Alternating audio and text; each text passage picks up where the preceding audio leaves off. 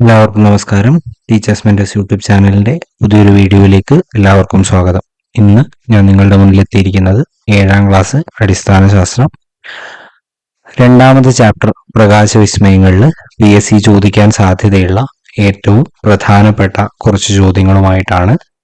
നമുക്ക് ഒട്ടും സമയം കളയാതെ ഓരോരോ ചോദ്യങ്ങളായിട്ട് നോക്കി പോവാം. പ്രകാശം ഒരു പ്രതലത്തിൽ തട്ടി തിരിച്ചു വരുന്ന പ്രതിഭാസം അറിയപ്പെടുന്നത് പ്രകാശത്തിന്റെ പ്രതിപതനം അഥവാ റിഫ്ലക്ഷൻ ഓഫ് ലൈറ്റ് എന്നാണ്. പ്രകാശം ഒരു പ്രതലത്തിൽ തട്ടി തിരിച്ചു വരുന്ന പ്രതിഭാസം അറിയപ്പെടുന്നത് പ്രകാശത്തിന്റെ പ്രതിപതനം അഥവാ റിഫ്ലക്ഷൻ ഓഫ് ലൈറ്റ് എന്നാണ്. പ്രകാശത്തെ ക്രമമായി പ്രതിപതിപ്പിക്കുന്ന പ്രതലങ്ങൾ അറിയപ്പെടുന്നത് ദർപ്പണങ്ങൾ എന്നാണ്. പ്രകാശത്തെ ക്രമമായി പ്രതിപതിപ്പിക്കുന്ന പ്രതലങ്ങൾ അറിയപ്പെടുന്നത് ദർപ്പണങ്ങൾ എന്നാണ്. കണ്ണാടി, സ്റ്റീൽ, പാത്രം, മിനുസമുള്ള ടൈൽ തുടങ്ങിയ വസ്തുക്കളിൽ പ്രകാശം പതിക്കുമ്പോൾ ക്രമമായി പ്രതിപതിക്കുന്നത് അറിയപ്പെടുന്നത് ക്രമപ്രതിപതനം എന്നാണ്. കണ്ണാടി, സ്റ്റീൽ പാത്രം, മിനുസമുള്ള ടൈൽ തുടങ്ങിയ വസ്തുക്കളിൽ പ്രകാശം പതിക്കുമ്പോൾ ക്രമമായി പ്രതിപതിക്കുന്നത് അറിയപ്പെടുന്നത് ക്രമപ്രതിപതനം അഥവാ റെഗുലർ റിഫ്ലക്ഷൻ എന്നാണ്. മിനുസമില്ലാത്ത പ്രതലത്തിൽ പ്രകാശം പതിക്കുമ്പോൾ ക്രമരഹിതമായി പ്രതിപതിക്കുന്നത് അറിയപ്പെടുന്നത് വിസരിത പ്രതിപതനം എന്നാണ്. മിനുസമല്ലാത്ത പ്രതലത്തിൽ പ്രകാശം പതിക്കുമ്പോൾ ക്രമരഹിതമായി പ്രതിപതിക്കുന്നത് അറിയപ്പെടുന്നത് വിസരിത പ്രതിപതനം എന്നാണ്. ഉപരിതലം സമതലങ്ങളായ ദർപ്പണങ്ങൾ അറിയപ്പെടുന്നത് സമതല ദർപ്പണം എന്നാണ്. ഉപരിതലം സമതലമായ ദർപ്പണങ്ങൾ അറിയപ്പെടുന്നത് സമതല ദർപ്പണം എന്നാണ്. ഒരു ദർപ്പണത്തിൽ പതിക്കുന്ന പ്രകാശരശ്മി അറിയപ്പെടുന്നത് പതനകിരണം അഥവാ ഇൻസിഡന്റ് റേ എന്നാണ്. ഒരു ദർപ്പണത്തിൽ പതിക്കുന്ന പ്രകാശരശ്മി അറിയപ്പെടുന്നത് പതനകിരണം അഥവാ ഇൻസിഡന്റ് റേ എന്നാണ്. ഒരു ദർപ്പണത്തിൽ തട്ടി തിരിച്ചു പോകുന്ന പ്രകാശരശ്മി അറിയപ്പെടുന്നത് പ്രതിപതന കിരണം അല്ലെങ്കിൽ റിഫ്ലക്റ്റഡ് റേ എന്നാണ്. ഒരു ദർപ്പണത്തിൽ തട്ടി തിരിച്ചു പോകുന്ന പ്രകാശരശ്മി അറിയപ്പെടുന്നത് പ്രതിപതന കിരണം അഥവാ റിഫ്ലക്റ്റഡ് റേ എന്നാണ്. ദർപ്പണത്തിന്റെ പ്രതലത്തിന് ലംബമായി പതനബിന്ദുവിൽ നിന്നും വരയ്ക്കുന്ന രേഖ അറിയപ്പെടുന്നത് ലംബം എന്നാണ്. ദർപ്പണത്തിന്റെ പ്രതലത്തിന് ലംബമായി പതനബിന്ദുവിൽ നിന്നും വരയ്ക്കുന്ന രേഖ അറിയപ്പെടുന്നത് ലംബം എന്നാണ്. ഒരു ദർപ്പണത്തിൽ പതനകിരണത്തിനും ലംബത്തിനും ഇടയിലുള്ള കോണിനെ പറയുന്ന പേര് പതനകോൺ അഥവാ ആംഗിൾ ഓഫ് ഇൻസിഡൻസ് എന്നാണ്. ഒരു ദർപ്പണത്തിൽ പതനകിരണത്തിനും ലംബത്തിനും ഇടയിലുള്ള കോണിനെ പറയുന്ന പേര് പതനകോൺ അഥവാ ആംഗിൾ ഓഫ് ഇൻസിഡൻസ് എന്നാണ്. ഒരു ദർപ്പണത്തിന്റെ ലംബത്തിനും പ്രതിപതന കിരണത്തിനും ഇടയിലുള്ള കോൺ അറിയപ്പെടുന്നത് പ്രതിപതന കോൺ അഥവാ ആംഗിൾ ഓഫ് റിഫ്ലക്ഷൻ എന്നാണ്. ഒരു ദർപ്പണത്തിന്റെ ലംബത്തിനും പ്രതിപതന കിരണത്തിനും ഇടയിലുള്ള കോൺ അറിയപ്പെടുന്നത് പ്രതിപതന കോൺ അഥവാ ആംഗിൾ ഓഫ് റിഫ്ലക്ഷൻ എന്നാണ്. പ്രതിബിംബങ്ങളിൽ പാർശ്വഭാഗം വിപരീത ദിശയിൽ കാണപ്പെടുന്നത് പാർശ്വിക വിപരീയം എന്നാണ് അറിയപ്പെടുന്നത്. പ്രതിബിംബം പാർശ്വഭാഗം വിപരീത ദിശയിൽ പ്രതിബിംബങ്ങളിലെ പാർശ്വഭാഗം വിപരീത ദിശയിൽ കാണപ്പെടുന്നത് പാർശ്വിക വിപരീയം എന്നാണ് അറിയപ്പെടുക. സമതല ദർപ്പണത്തിൽ രൂപപ്പെടുന്ന പ്രതിബിംബത്തിന്റെ സവിശേഷതകൾ എന്തൊക്കെയാണ് എന്നുള്ളതാണ്. വസ്തുവിന്റെ വലിപ്പം തന്നെയായിരിക്കും പ്രതിബിംബത്തിനും. വസ്തുവും ദർപ്പണവും തമ്മിലുള്ള അകലവും ദർപ്പണവും പ്രതിബിംബവും തമ്മിലുള്ള അകലവും തുല്യമാണ്. പ്രതിബിംബത്തിന് പാർശ്വിക വിപര്യം സംഭവിച്ചിരിക്കും. സമതല ദർപ്പണത്തിൽ രൂപപ്പെടുന്ന പ്രതിബിംബത്തിന്റെ സവിശേഷതകൾ എന്തൊക്കെയാണ് എന്നുള്ളതാണ്. വസ്തുവിന്റെ വലിപ്പം തന്നെയായിരിക്കും പ്രതിബിംബത്തിനും ഉണ്ടാവുക. വസ്തുവും ദർപ്പണവും തമ്മിലുള്ള അകലവും ദർപ്പണവും പ്രതിബിംബവും തമ്മിലുള്ള അകലവും തുല്യമാണ്. പ്രതിബിംബത്തിന് പാർശ്വിക വിപര്യം സംഭവിച്ചിരിക്കും എന്നുള്ളത് കൂടെ അതിന്റെ പ്രത്യേകതയാണ്. സാധാരണ ദർപ്പണത്തിൽ ഉള്ളതിനേക്കാൾ വ്യക്തമായ പ്രതിബിംബം ലഭിക്കുന്നതും പ്രത്യേകതരം ലോഹക്കൂട്ട് കൊണ്ട് നിർമ്മിച്ചതുമായ ദർപ്പണത്തിന് ഉദാഹരണമാണ് ആറന്മുള കണ്ണാടി. സാധാരണ ദർപ്പണത്തിലുള്ളതിനേക്കാൾ വ്യക്തമായ പ്രതിബിംബം ലഭിക്കുന്നതും പ്രത്യേക തരം ലോഹക്കൂട്ടുകൊണ്ട് നിർമ്മിച്ചതുമായിട്ടുള്ള ദർപ്പണത്തിന് ഉദാഹരണം ആറന്മുള കണ്ണാടിയാണ്. സാധാരണ ദർപ്പണത്തിൽ ഉള്ളതിനേക്കാൾ വ്യക്തമായ പ്രതിബിംബം ലഭിക്കുന്നതും പ്രത്യേക തരം ലോഹക്കൂട്ടുകൊണ്ട് നിർമ്മിച്ചതുമായ ദർപ്പണമാണ് ആറന്മുള കണ്ണാടി. പ്രതിപതിക്കുന്ന പ്രതലം നിരപ്പായ ദർപ്പണമാണ് സമതല ദർപ്പണം. പ്രതിപതിക്കുന്ന പ്രതലം നിരപ്പായ ദർപ്പണം സമതല ദർപ്പണം. പ്രതിപതിക്കുന്ന പ്രതലം നിരപ്പായിട്ടുള്ള ദർപ്പണം സമതല ദർപ്പണം. പ്രതിപതിക്കുന്ന പ്രതലം പുറത്തേക്ക് വളഞ്ഞ ദർപ്പണമാണ് കോൺവെക്സ് ദർപ്പണം. പ്രതിപതിക്കുന്ന പ്രതലം പുറത്തേക്ക് വളഞ്ഞ ദർപ്പണം കോൺവെക്സ് ദർപ്പണമാണ്. പ്രതിപതിക്കുന്ന പ്രതലം പുറത്തേക്ക് വളഞ്ഞ ദർപ്പണം കോൺവെക്സ് ദർപ്പണം. പ്രതിപതിക്കുന്ന പ്രതലം ഉള്ളിലേക്ക് വളഞ്ഞ ദർപ്പണം കോൺകേവ് ദർപ്പണം. പ്രതിപതിക്കുന്ന പ്രതലം ഉള്ളിലേക്ക് വളഞ്ഞ ദർപ്പണം കോൺകേവ് ദർപ്പണം. പ്രതിപതിക്കുന്ന പ്രതലം ഉള്ളിലേക്ക് വളഞ്ഞ ദർപ്പണമാണ് കോൺകേവ് ദർപ്പണം എന്ന് നമ്മൾ പറയാറുള്ളത്. ഗോളത്തിന്റെ ഭാഗമായി വരുന്ന ദർപ്പണങ്ങൾ അറിയപ്പെടുന്നത് ഗോളീയ ദർപ്പണങ്ങൾ എന്നാണ്. ഗോളത്തിന്റെ ഭാഗമായി വരുന്ന ദർപ്പണങ്ങൾ അറിയപ്പെടുന്നത് ഗോളീയ ദർപ്പണങ്ങൾ എന്നാണ്. സ്ക്രീനിൽ പതിപ്പിക്കാൻ കഴിയുന്ന പ്രതിബിംബം യഥാർത്ഥ പ്രതിബിംബം എന്നാണ് അറിയാം. നമുക്കൊരു പ്രതിബിംബത്തെ സ്ക്രീനിൽ പതിപ്പിക്കാൻ കഴിയുകയാണെങ്കിൽ അതിനെ നമ്മൾ യഥാർത്ഥ പ്രതിബിംബം എന്നാണ് പറയാം. സ്ക്രീനിൽ പതിപ്പിക്കാൻ കഴിയുന്ന പ്രതിബിംബമാണ് യഥാർത്ഥ പ്രതിബിംബം എന്നുള്ളത് ഓർത്തിരിക്കുക.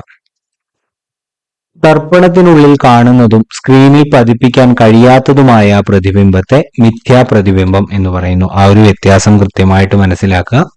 നമുക്ക് സ്ക്രീനിൽ ഒരു പ്രതിബിംബത്തെ പതിപ്പിക്കാൻ കഴിയുന്നുണ്ടെങ്കിൽ അതിനെ യഥാർത്ഥ പ്രതിബിംബമെന്നും ദർപ്പണത്തിനുള്ളിൽ കാണുന്നതും സ്ക്രീനിൽ പതിപ്പിക്കാൻ കഴിയാത്തതുമായ പ്രതിബിംബം മിഥ്യാപ്രതിബിംബം എന്നും പറയാറുണ്ട്. കോൺകേവ് ദർപ്പണം ഉപയോഗിച്ച് യഥാർത്ഥ പ്രതിബിംബം നമുക്ക് ഉണ്ടാക്കാൻ കഴിയും. കോൺകേവ് ദർപ്പണം ഉപയോഗിച്ച് നമുക്ക് സ്ക്രീനിൽ പതിപ്പിക്കാൻ കഴിയുന്ന ഒരു പ്രതിബിംബം ഉണ്ടാക്കാൻ കഴിയും. അതുകൊണ്ട് കോൺകേവ് ദർപ്പണം ഉപയോഗിച്ച് യഥാർത്ഥ പ്രതിബിംബം നമുക്ക് ഉണ്ടാക്കാൻ വേണ്ടിയിട്ട് സാധിക്കും. കാലിഡോസ്കോപ്പ്, പെരിസ്കോപ്പ് എന്നിവ നിർമ്മിക്കാൻ ഉപയോഗിക്കുന്ന ദർപ്പണം സമതല ദർപ്പണമാണ്. കാലിഡോസ്കോപ്പ്, പെരിസ്കോപ്പ് എന്നിവ നിർമ്മിക്കാൻ ഉപയോഗിക്കുന്ന ദർപ്പണം സമതല ദർപ്പണം. കാലിഡോസ്കോപ്പ്, പെരിസ്കോപ്പ് എന്നിവ നിർമ്മിക്കാൻ ഉപയോഗിക്കുന്ന ദർപ്പണം സമതല ദർപ്പണം. ഇനി ഓരോ ദർപ്പണം, അവയുടെ ഉപയോഗം, അവയുടെ പ്രത്യേകതയെക്കുറിച്ച് നമുക്കൊന്ന് നോക്കാം. കോൺവെക്സ് ദർപ്പണം വാഹനം ഓടിക്കുമ്പോൾ ഡ്രൈവർക്ക് പിന്നിൽ നിന്ന് വരുന്ന വാഹനങ്ങൾ കാണാനുള്ള ദർപ്പണമാണ്. ഇതിന്റെ പ്രത്യേകത എന്താണെന്ന് ചോദിച്ചാൽ വസ്തുക്കളുടെ ചെറിയ പ്രതിബിംബമാണ് ലഭിക്കുക. അതുകൊണ്ട് തന്നെ കൂടുതൽ വിസ്തൃതിയും അതിനുണ്ടാവും. രണ്ടാമത്തേതായിട്ടുള്ള ദർപ്പണം കോൺകേവ് ദർപ്പണമാണ്. ഇതില് ഷേവിംഗ് മിറർ, ടോർച്ചിലെ റിഫ്ലക്ടറിലൊക്കെ ഈ ഒരു കോൺകേവ് മിററാണ് നമ്മൾ ഉപയോഗിക്കാറുള്ളത്. വലിയ പ്രതിബിംബം ഉണ്ടാക്കാനുള്ള കഴിവ് ഈ ഒരു കോൺകേവ് ദർപ്പണത്തിനുണ്ട്. പ്രകാശത്തെ സമാന്തരമായി പതിപ്പിക്കാനുള്ള കഴിവും ഈ ഒരു കോൺകേവ് ദർപ്പണത്തിനുണ്ട്. ഇനി നമ്മൾ സമതല ദർപ്പണം നോക്കുകയാണെങ്കിൽ മുഖം നോക്കാനും കാലിഡോസ്കോപ്പ് നിർമ്മിക്കുന്നതിനുമൊക്കെയാണ് ഉപയോഗിക്കുക. വസ്തുവിന് സമാനമായിട്ടുള്ള പ്രതിബിംബം ഉണ്ടാവും. ആവർത്തന പ്രതിപതനത്തിന് വേണ്ടിയിട്ടും നമ്മൾ സമതല ദർപ്പണമാണ് ഉപയോഗിക്കുക. ഇനി PSC നിരന്തരമായിട്ട് ചോദിക്കുന്ന കുറച്ച് ചോദ്യങ്ങളുമായിട്ടാണ് നമ്മൾ നോക്കാൻ പോകുന്നത്. ക്ലാസ്സിലെ ജലത്തിലേക്ക് ഒരു പെൻസിൽ ചരിച്ചു വെച്ചാൽ മുറിഞ്ഞതുപോലെ തോന്നാനുള്ള കാരണം അപവർത്തനമാണ്. ക്ലാസ്സിലെ ജലത്തിലേക്ക് ഒരു പെൻസിൽ ചരിച്ചു വെച്ചാൽ മുറിഞ്ഞതുപോലെ തോന്നാൻ കാരണം അപവർത്തനം.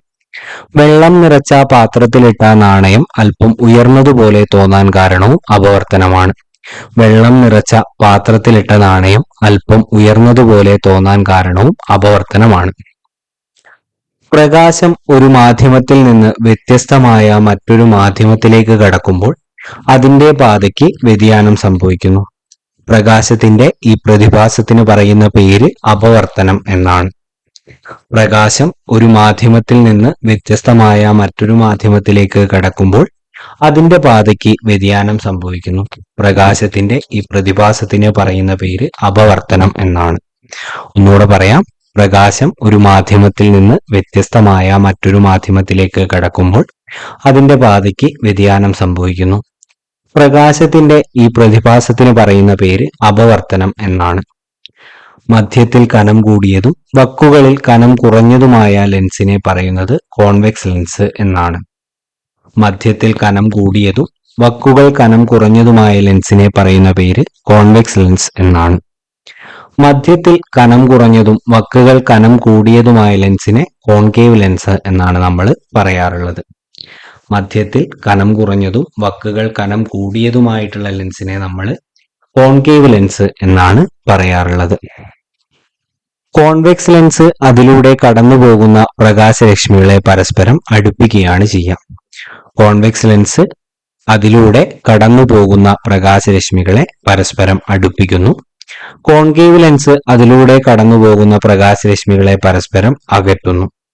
കോൺകേവ് ലെൻസ് അതിലൂടെ കടന്നു പോകുന്ന പ്രകാശരശ്മികളെ പരസ്പരം അകറ്റുകയാണ് ചെയ്യുക. ചെറിയ അക്ഷരങ്ങളുടെയും വസ്തുക്കളുടെയും വലുതായി കാണാൻ ഉപയോഗിക്കുന്ന ഹാൻഡിൽ ലെൻസിൽ ഉപയോഗിക്കുന്ന ലെൻസ് കോൺവെക്സ് ലെൻസ് ആണ്. ചെറിയ അക്ഷരങ്ങളെയും വസ്തുക്കളെയും വലുതായി കാണാൻ ഉപയോഗിക്കുന്ന ഹാൻഡ് ലെൻസ് കോൺവെക്സ് ലെൻസ് ആണ് ഉപയോഗിച്ചിരിക്കുന്നത്. മൈക്രോസ്കോപ്പ്, ടെലസ്കോപ്പ് ഇതൊക്കെ PSCക്ക് വരുന്ന ചോദ്യമാണ്. ക്യാമറ, പ്രൊജക്ടർ മുതലായ ഉപകരണങ്ങളിൽ ഉപയോഗിക്കുന്ന ലെൻസ് കോൺവെക്സ് ലെൻസ് ആണ്. Convex lens microscope, telescope, camera, projector മുതലായ ഉപകരണങ്ങളിൽ ഉപയോഗിക്കുന്ന ലെൻസ് കോൺവെക്സ് ലെൻസ് ആണ്. ധവളപ്രകാശത്തിൽ അടങ്ങിയിരിക്കുന്ന നിറങ്ങളുടെ എണ്ണം 7. വിബ്ജിയോർ. ധവളപ്രകാശത്തിൽ, ധവള എന്ന് പറഞ്ഞാൽ വെള്ളയാണ്. ധവളപ്രകാശത്തിൽ അടങ്ങിയിരിക്കുന്ന നിറങ്ങളുടെ എണ്ണം 7 ആണ്. ധവളപ്രകാശത്തിന് ഉദാഹരണം സൂര്യപ്രകാശമാണ്. ധവളപ്രകാശത്തിന് ഉദാഹരണം എന്ന് പറയുന്നത് സൂര്യപ്രകാശമാണ്.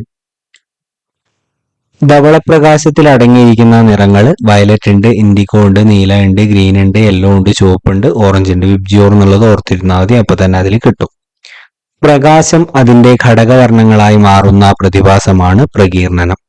പ്രകാശം അതിന്റെ ഘടകവർണ്ണങ്ങളായി മാറുന്ന പ്രതിഭാസമാണ് പ്രകീർണനം. പ്രകാശം അതിന്റെ ഘടകവർണ്ണങ്ങളായി മാറുന്ന പ്രതിഭാസം എന്താണ് എന്ന് ചോദിച്ചാൽ അത് പ്രകീർണനമാണ്. പ്രകീർണനത്തിന്റെ കാരണം എന്താണ് എന്നുള്ളതാണ്. ധവളപ്രകാശത്തിലെ വിവിധ വർണ്ണങ്ങൾക്ക് വ്യത്യസ്തമായ അളവിൽ അപവർത്തനം സംഭവിക്കുന്നത് കൊണ്ടാണ് പ്രകീർണനം നടക്കുന്നത്. ധവള പ്രകാശത്തിലെ വിവിധ വർണ്ണങ്ങൾക്ക് വ്യത്യസ്ത അളവിൽ അപവർത്തനം സംഭവിക്കുന്നത് കൊണ്ട് പ്രകീർണനം നടക്കുന്നു. അപ്പൊ എന്താണ് പ്രകീർണത്തിന്റെ കാരണം എന്ന് ചോദിച്ചാല് ധവളപ്രകാശത്തിലെ വിവിധ വർണ്ണങ്ങൾക്ക് വ്യത്യസ്ത അളവിൽ അപവർത്തനം സംഭവിക്കുന്നത് കൊണ്ടാണ് ഈ ഒരു പ്രകീർണനം ഉണ്ടാവുന്നത് എന്നുള്ളത് കൃത്യമായിട്ട് അവിടെ ഓർത്തിരിക്കുക. ഇനി നമ്മൾ സമതല ദർപ്പണത്തിന്റെ സവിശേഷതകളാണ് പറയുന്നത്. മിഥ്യാപ്രതിബിംബം ഉണ്ടാകുന്നു, പ്രകാശത്തെ പ്രതിഫലിപ്പിക്കുന്നു, പാർശ്വിക വിപര്യം ഉണ്ടാവുന്നു. സമതല ദർപ്പണത്തിന്റെ സവിശേഷതകൾ എന്തൊക്കെയാണ് എന്ന് മനസ്സിലാക്കുക. മിഥ്യാപ്രതിബിംബമാണ് സമതല ദർപ്പണത്തിന് ഉണ്ടാവുക. പ്രകാശത്തെ അത് പ്രതിഫലിപ്പിക്കുന്നുണ്ട്, പാർശ്വിക വിപര്യം ഉണ്ടാകുന്നും കൂടിയുണ്ട്.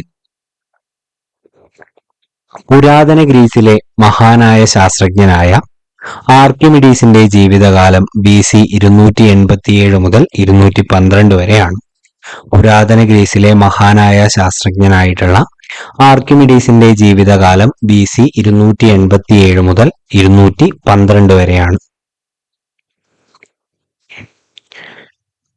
BC 214-12 കാലത്ത് റോമൻ സൈന്യം തന്റെ പട്ടണമായ സിറാക്കുസിനെ ആക്രമിച്ചപ്പോൾ വലിയൊരു കോൺകേവ് ദർപ്പണം ഉപയോഗിച്ച് സൂര്യപ്രകാശം കേന്ദ്രീകരിച്ച് ശത്രുക്കളുടെ കപ്പലുകൾ കത്തിച്ചു കളഞ്ഞ ശാസ്ത്രജ്ഞനാണ് ആർക്കിമിഡീസ്. BC 214-212 കാലഘട്ടത്തിൽ റോമൻ സൈന്യം ഈ ആർക്കിമിഡീസ് ജീവിച്ചിരുന്ന പട്ടണമായ സിറാക്കുസിനെ ആക്രമിച്ചു. അപ്പൊ അദ്ദേഹം ചെയ്തത് വലിയൊരു കോൺകേവ് ദർപ്പണം ഉപയോഗിച്ച് സൂര്യപ്രകാശം കേന്ദ്രീകരിച്ച് ശത്രുക്കളുടെ കപ്പലുകൾ കത്തിച്ചു കളഞ്ഞു എന്നുള്ളതാണ്. ഇങ്ങനെ റോമൻ സാമ്രാജ്യത്തിനെതിരെ ശാസ്ത്രീയമായിട്ട് യുദ്ധം ചെയ്ത ഒരാളാണ് ആർക്കിമിഡീസ് എന്ന് പറയുന്നത്. അപ്പൊ ഇത്രയുമാണ് ഈ ഒരു ചാപ്റ്ററിൽ നിന്ന് PSC ചോദിക്കാനുള്ള ഏറ്റവും പ്രധാനപ്പെട്ട ചോദ്യം. വീഡിയോ ഇഷ്ടമായിട്ടുണ്ടെങ്കിൽ വീഡിയോ ലൈക്ക് ചെയ്യുക, ചാനൽ സബ്സ്ക്രൈബ് ചെയ്യുന്ന കാര്യം പരിഗണിക്കുക, നിങ്ങളുടെ വിലയേറിയ അഭിപ്രായങ്ങൾ കമന്റ് ബോക്സിലൂടെ അറിയിക്കുക. അടുത്ത ഒരു വീഡിയോയുമായിട്ട് വരുന്നത് വരെ have A good day, good bye.